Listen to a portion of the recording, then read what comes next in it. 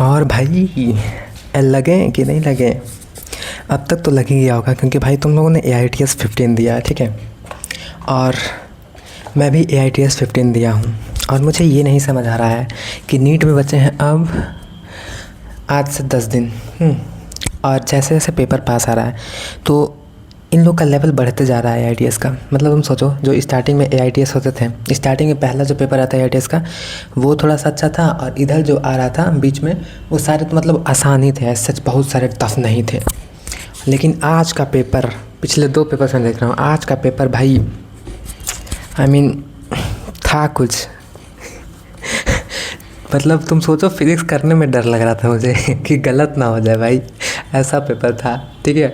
और देखो, चलो बात करते हैं पेपर पे। मेरी सबसे बढ़िया गई इसमें जूलॉजी, और भाई बायो भी आसान नहीं थी इस पेपर में, ठीक है। बायो भी इजी नहीं थी इस पेपर में, ठीक है। ऐसा नहीं था कि यहाँ डायरेक्ट NCERT की लाइन उठ के आ रही हैं। थोड़ा सा एप्लीकेशन पूछा था कॉन्सेप्ट्स का, कि ये चीज़ बंद हो गई तो क्या होगा, ये चीज़ ये हो गया तो क्या होगा, ठीक है। ये ऐसा था बायो का पेपर। मेरी बायो में मतलब जूलॉजी मेरी ठीक ठाक भाई, बॉटनी में थोड़ी सी समझ जाना, क्योंकि देखो बायो में मेरे एक भी क्वेश्चन गलत नहीं है, इसलिए मैं कह रहा हूँ बायो मेरी अच्छी गई। क्योंकि लेकिन मुझे लग रहा था कि जब मैं पेपर दे रहा था तब मुझे लग रहा था कि यार 1-2 क्वेश्चन पक्का गलत होंगे इसमें, लेकिन नहीं हुए। So I am glad. So bio मैंने बता दिया, बायो मेरे 45 क्वेश्चन थे, मैंने 45 के 45 सही हैं। और भाई बॉटनी वॉज अच्छी थी, बॉटनी अच्छी थी भाई बॉटनी सच में अच्छी थी।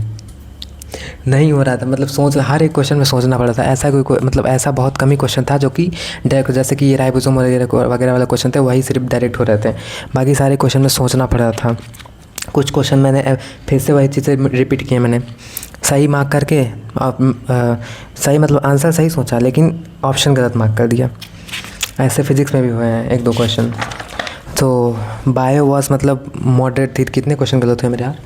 बायो मेरे 39 क्वेश्चन गलत हैं और 6 क्वेश्चन गलत हैं, जिसमें से मैंने 1 क्वेश्चन को बोनस लिया है। बिकॉज देखो, क्वेश्चन नंबर 92 देखना, सेट 3 का क्या कहते हैं, ये वाला क्वेश्चन क्या है? क्वेश्चन जो मैं बताता हूँ। The biosynthetic phase of photosynthesis is indirectly dependent on the photochemical phase, because the biosynthetic phase of photosynthesis requires ATP and ADP is produce during photochemical. अब मुझे बताओ ये क्वेश्चन गलत कहाँ से है? मतलब ये स्टेटमेंट एक्सप्लेन भी कर रहा है कि इनडायरेक्टली डिपेंड करता है, गलत भी नहीं है, लेकिन आंसर में दिया A is true but R is false। और मैंने बुक में भी दिया, बुक में भी ऐसा इनडायरेक्टली लिखा है कि does not directly depends on light reaction. इसका मतलब ये ना कि इनडायरेक्टली डिपेंड करेगा। NCERT में लाइन लिखी है कि बायोसिंथेटिक फेज जो होता है वो डायरेक्टली डिपेंड नहीं करता लाइट पे। तो इसका मतलब ये दोनों चीज़ें एक्सप्लेन कर, लेकिन आंसर की में आंसर था दिया, तो इसको मैंने बोनस में मारा अपने मार्क्स, इसलिए मैं बोनस जोड़ के बताऊँगा। सो देखो, और ये मेरे से गलत हुआ है। वाह, सेग्रीगेशन वाला क्वेश्चन तो था, लॉ ऑफ सेग्रीगेशन वगैरह। ऑक्जेलिस वाली क्वेश्चन गलत, एक पेज में मेरे 3 क्वेश्चन गलत होते हैं इसमें, ठीक है।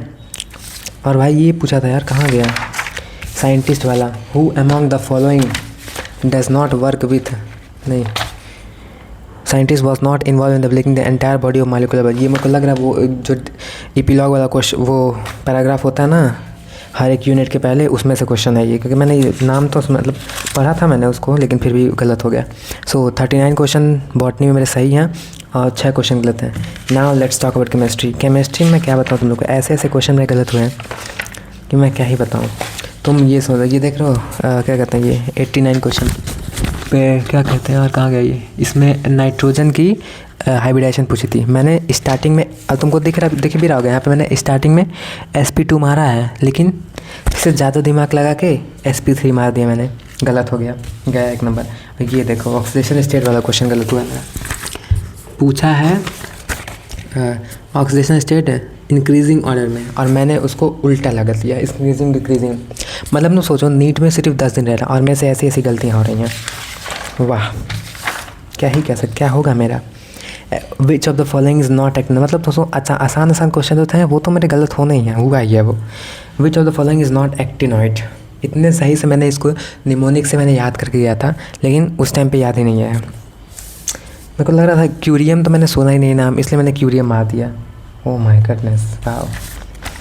और ये भी मुझे पता नहीं क्यों गलत लग रहा है 66 नंबर वाला क्वेश्चन, एक्टिवेशन एनर्जी वाली क्वेश्चन, क्योंकि मैंने सॉल्व किया था तो मेरे 216 ही आ रहे थे, लेकिन इसमें कुछ ऐसे दिया है। और एक क्वेश्चन मैंने तुक्का मारा था वो तो सही हो गया, जो ये वेवलेंथ वाला क्वेश्चन नहीं था, फोटो इलेक्ट्रॉन वाला 5946 ऑप्शन है, वो तुक्का मारा था।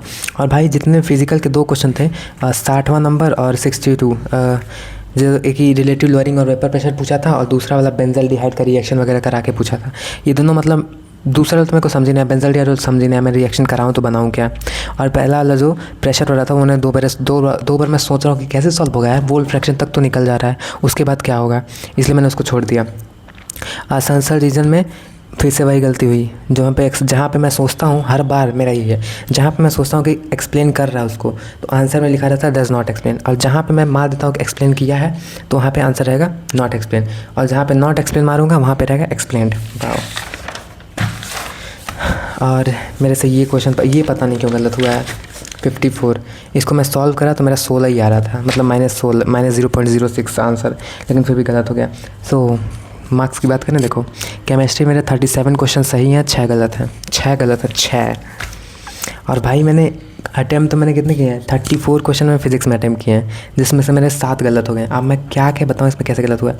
मतलब फिजिक्स में मैं कहूँगा ये कि ऐसा कोई क्वेश्चन नहीं था जो कि डायरेक्टली, मतलब थे लेकिन बहुत कम क्वेश्चन थे जो कि डायरेक्टली मतलब बस सारी वैल्यूज़ जो हैं फार्मूला पुट करो आंसर आ गया। हर एक में सोचना पड़ा था, 1-2 लाइन कैलकुलेट करना पड़ा था। ये देखो इसी क्वेश्चन की बात कर रहा था, ये जो वेव प्रोपोगेशन वाला पूछा था ना, डायरेक्शन ऑफ मैग्नेटिक फील्ड, ये मैंने सही सॉल्व किया, सही सोचा, लेकिन इसमें पता नहीं क्यों गलत मार दिया मैंने। कार्नोट साइकिल से क्यों देते हैं यार ये लोग क्वेश्चन, जब सिलेबस में है ही नहीं तो। और क्या गलत किया हूँ यार, इधर रेजोनेंस वाला क्वेश्चन था वो भी नहीं हो रहा था, पता नहीं कैसे होगा।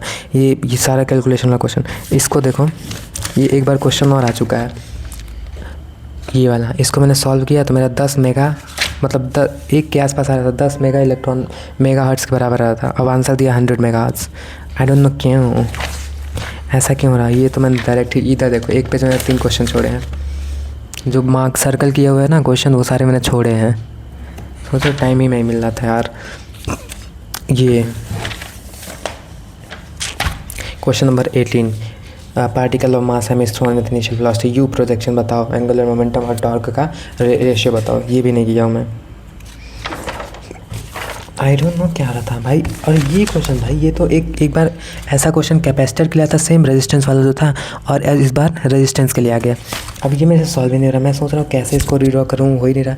और ये देखो क्वेश्चन नंबर 15, ये जो पूछा था पेंडुलम वाला EMF इंड्यूस, ये मेरे मिस्टेक बुक में एग्जैक्ट क्वेश्चन मतलब यही है। और मुझे आंसर याद था 2BL sin θ 2√2। अब इसको मारा तो इसमें आंसर दिखा रहा है, आंसर की में ऑप्शन नंबर 2। मैं इस पर कंफर्म था कि ये तो सही होगा, क्योंकि मैंने देखा हुआ क्वेश्चन है, मैंने किया हुआ है, लेकिन लग गया। और ये ऐसे कोई मतलब क्या ही नहीं बताओ, स्टेटमेंट वाले क्वेश्चन में ज़्यादा गलत हुए इसमें।